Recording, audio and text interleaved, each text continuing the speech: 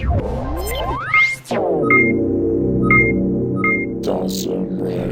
YouTube, Dawson Rider here with my review of Power Rangers Dino Charge episode, Recipe for Disaster. So, I really wish this was the episode I actually got to start this video series on, and my Dino Charge reviews on in general, because even though I'll mostly, well, be more negative on it than a lot of people, it would have been nice to start off on a positive note, because this was actually a really solid episode. In fact, there was only two real elements I didn't like about it, which was the cake storyline and then the Rangers themselves.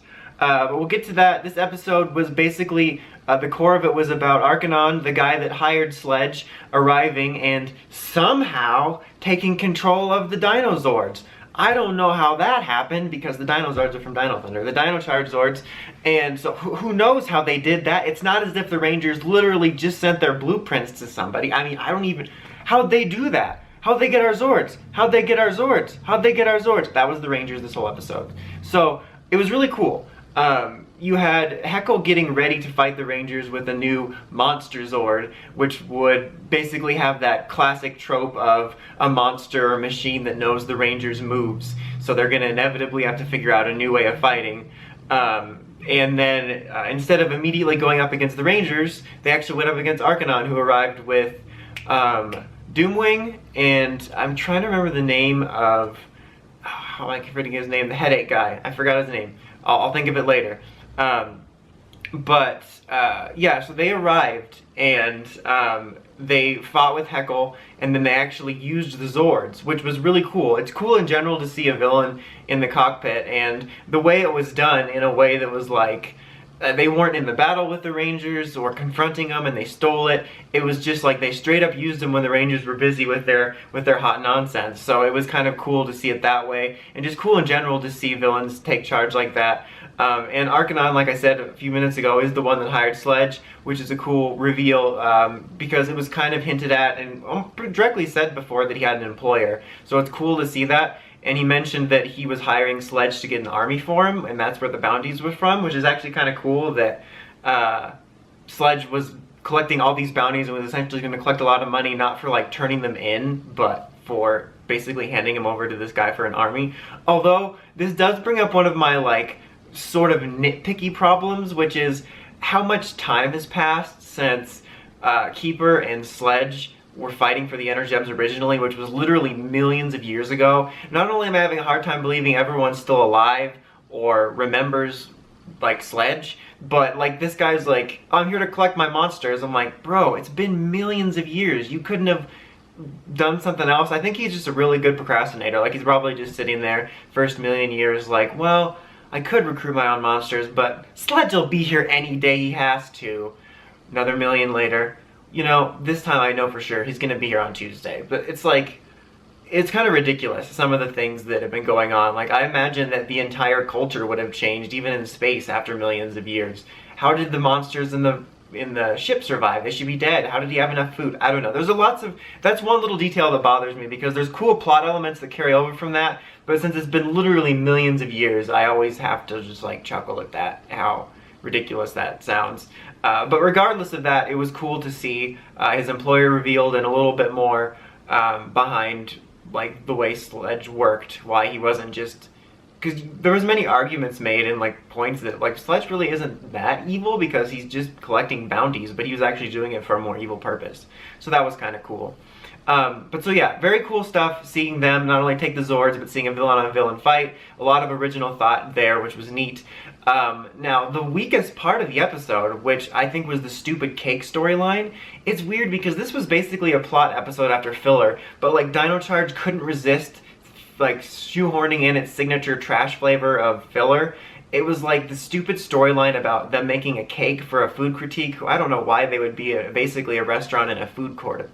I don't know how other museums works, but any museums I've been to here always just have like a food court and it's nothing special.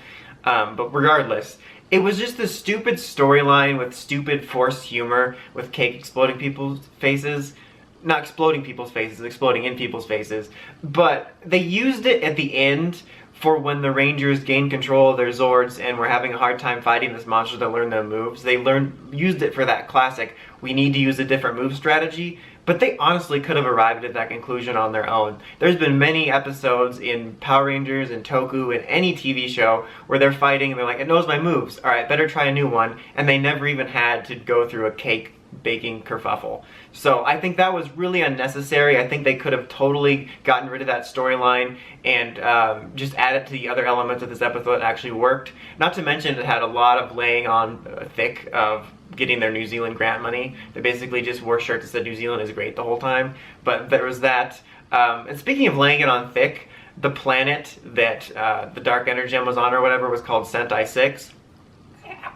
It's too much for me. I know there's some people that are like, they care about the fans, but to me that's just way too on the nose of a nod. I think stuff like the way they incorporated the Go Undervan and RPM, or even earlier in original Dino Charge when someone was humming the Kyoryuger theme, I thought that was a way more nice, little subtle nod to the older fans that watched, but the Sentai 6 was just, it's one too far. I'm gonna get sick. Okay, but I just didn't like it. But speaking of that, I almost forgot about that beginning part because so much happened in terms of the villains taking over, but at the beginning of the episode, after they sent their blueprints to Silver, they explained that when the Energems were created, Dark Energem was created over as excess like evil energies, and that it was stolen and is missing, and now it's resurfaced and all that good stuff, and Aracanon pretty much has it at the end. So it was cool to get a little bit more backstory, but it's like when the Energems were created, the Dark Energem was also created as leftovers. But why were they created? By who? Like, seriously, I want to know this stuff. Unfortunately, we're not going to get those answers unless I missed something reading the spoilers. But, yeah, like, it's cool. It's like we got a smidge of backstory, which was neat. But I want to know who created them and why, how did Keeper end up with them, all these other questions. And we basically just got this small tidbit of information and a Sentai wanking reference. So I didn't think that was necessary. Or I mean, that reference, but I mean, like, I would just like to get more backstory, and unless I missed something, it doesn't seem like we're going to.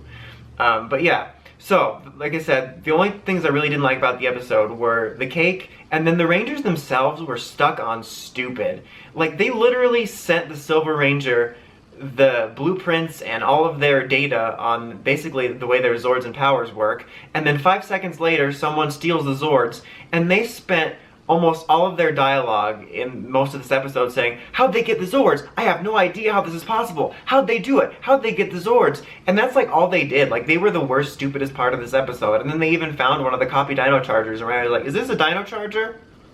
Bro, you have like 15 careers. How could you not figure this out?